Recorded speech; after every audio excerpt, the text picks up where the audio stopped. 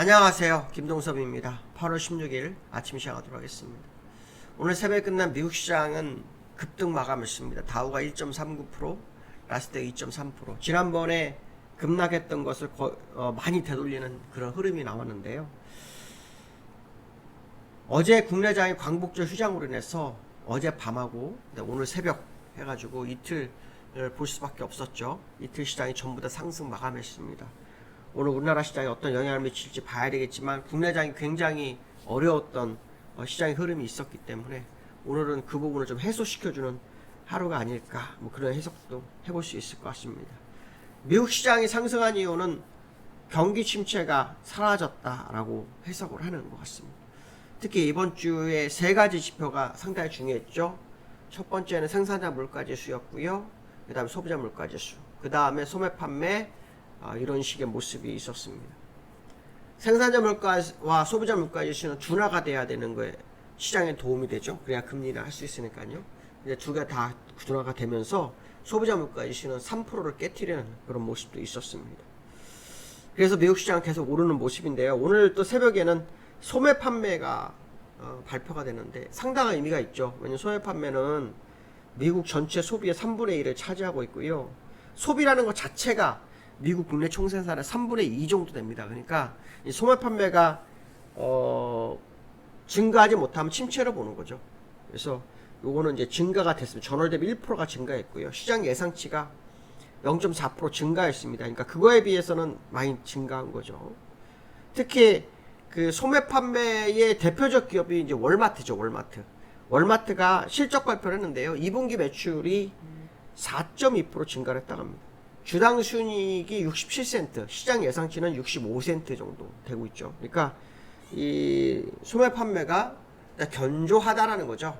그 얘기는 미국이 경기 침체하고는 상관이 없는 거다, 이렇게 해석을 하시면 되겠죠. 그래서 금리 인하할 수 있는 두 가지 지표, 생산자 지표, 소비자 물가 지수는 둔화됐고, 그 다음에 경기 침체가 아니라고 나타낼 수 있는 소매 판매는 또 증가하고, 그래서 시장이 상당히 좀 좋게 해석이 될 수밖에 없는 그런 상황이다, 이렇게 보시면 될 것 같고요. 그 다음에 미국 시장에서 지금 계속 나오는 예 중에 하나가 이제 소비자 물가 지수가 아니다, 이제는 고용지표다는 얘기를 굉장히 많이 하죠.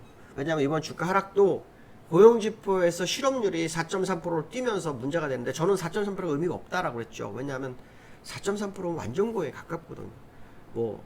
거의 5 근처에 갔다면 이제 이걸 고민을 해야 되겠지만, 5 근처에 안 갔다 그러면은 이건 상당히 과한 우려가 아니냐, 이런 해석도 될 수 있는데요. 이 고용시장에서 우리가 또 중요하게 보는 게 신규 실업 청구입니다. 매주 나오죠. 이게 전주보다 7점까지 감소했습니다. 이건 둔화되는 게 좋은 거죠. 고용은 늘었다는 겁니다. 그게 무슨 말이냐? 금리 인하에 대한 지표도 생산자 물가지수나 소비자 물가지수는 둔화가 돼도 고용이나 소매 판매에는 변함이 없는 거죠. 탄탄하다는 걸 의미하죠. 그로 인해서 지금 미국 시장은 환호를 한 거고요. 그 환호에서 미국 시장은 아주 강하게 올라온 상황이다, 이렇게 보시면 될 것 같고요. 시장에서 일단 금리 인하가 얼마 전에 빅스텝, 그 다음에 제레미 시대 같은 경우는 0.75를 내려라, 이런 얘기도 했었죠. 그래서 0.75씩 9월까지 두 번은 내려야 될 거다, 이런 얘기하는 과정도 시장 일각에서는 그렇게 내리면 시장에 패닉이 온다, 그렇기 때문에 0.25씩 내리는 게 맞다, 이렇게 얘기를 하는데, 실제로는 금리를 예전부터 내렸다면 벌써 1%는 내려왔어야 되거든요. 안 내려왔기 때문에 미리 나중에 지금이라도 그 정도 내리면 나쁘지 않을 거라는 게 제 생각을 하고 있지만, 시장에 충격을 안 주려면 0.25씩 내리는 것도 나쁘지 않습니다. 그래서 시장에서 0.25씩 3번, 그래서 올 연말까지 0.75까지 내려올 거다 라는 식의 얘기가 나오고 있고요. 9월 달에 0.25 확률이 74%, 11월은 61%, 12월은 44% 정도 된답니다. 그러니까 거의 3번 연속 내릴 확률이 높고요. 8월의 실업률에 따라서 B컷, 그러니까 0.5를 9월에 내릴 수도 있는지 없는지를 확인할 수 있다고 합니다. 그러니까 실업률이 되게 중요한 상황이 됐습니다. 실업률이 글쎄요, 4.5, 6 가면은 B컷 하겠지만, 제가 볼 때는 4.3에서 그냥 멈추지 않을까 싶어요. 4.4. 그래서 0.25 내리는 게 맞지 않을까, 이런 해석을 해야 될 것 같고요. 오늘 나스닥이 2.3% 오르는 것은 이제 매그니피센트 7 종목들이 아주 강세의 흐름을 보였죠. 테슬라가 6% 정도 올랐고요. 아마존이 4%, 엔비디아가 4%로 오르면서 미국 시장을 좀 견인해줬다, 이런 해석을 할 수 있겠죠. 나스닥과 다우의 흐름을 좀 보시면, 다우 일봉을 보면은 뭐 거의 다 올라왔네요. 그렇죠? 거의 회복했으면 다우는요. 나스닥은요.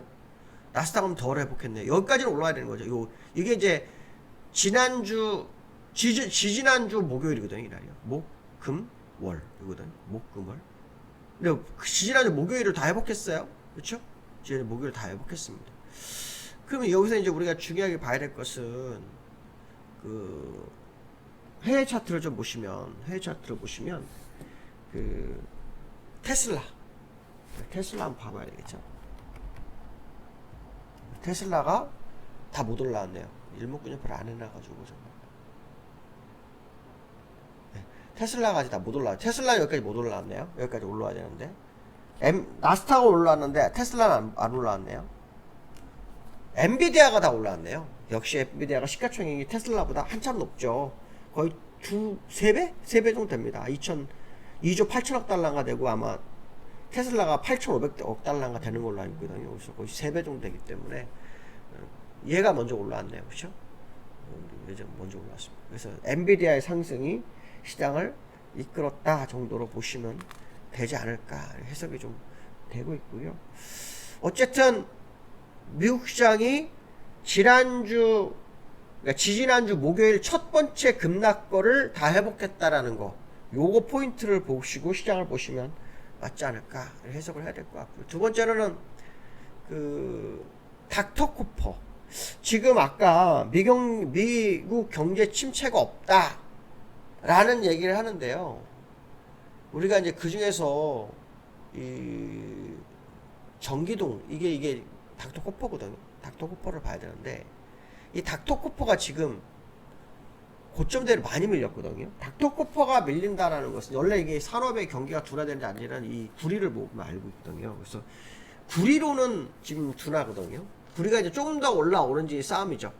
좀 더 올라오는지 싸움인데 못 올라온다 그러면 사실은 좀 시장에서 나온 지표가 잘못이 아닌 걸 수도 있습니다. 진짜가 아닐 수도 있습니다. 일시적인 현상으로 좋은 걸 수도 있습니다. 이 닥터코퍼는 과거사례 항상 주가의 기업의 어떤 경기에 선행합니다. 이게 얘가 좀 먼저 내려왔다는 게 상당히 의미가 있는데, 특히 우리가 시장의 선도 기업이 뭡니까? AI죠. AI 기술 개발되면서 그 데이터 센터가에서 이 전력 소모가 많죠. 그래가지고 뭐 전력 수요 증가해가지고 뭐 그 전기 관련주들이 막 오르고 그랬잖아요.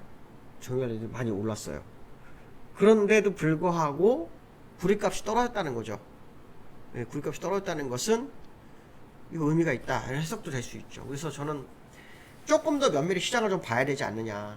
왜냐하면 구리값이 회복을 하는지가 되게 중요한데 5월달 이후로 5월 20일 이후로 계속 떨어졌어요. 5월 20일 계속 떨어졌기 때문에 얘가 반등이 못 들어왔다는 거죠. 얘가 반등이 좀 제대로 들어온지가 관전 포인트 거다. 이렇게 해석도 한번 해볼 수 있지 않을까. 특히 AI 기술로 본다면 앞으로 향후에도 전력 소모는 계속 있죠. 그래서 뭐 전기 저장 장치 ESS인가요? 뭐 그런 것들도 지금 뭐 주가를 막 땡기고 막 했었는데 얘가 못 올라오는 게 좀 희한하다. 이렇게 보시면 될 것 같고요. 그 다음에 이제 시장에서 코스피하고 코스닥은 다른 모습이에요. 코스피는 지가 아까 나스닥이 여기를 회복했어요. 그렇죠? 근데 우리나라 회복 못했죠. 130포인트 정도 뭐 차이가 나거든요. 많이 차이 나고 있습니다. 근데 코스닥은 좀 달라요. 코스닥은 또 올라왔어요. 코스닥 회복이 됐지만 지난주 목요일 거 회복 못했네. 여기도요. 그래서 회복 못했지만 코스피에 비해서 코스피는 빠진 거에 대비해 뭐 한 8% 정도 회복을 했는데요.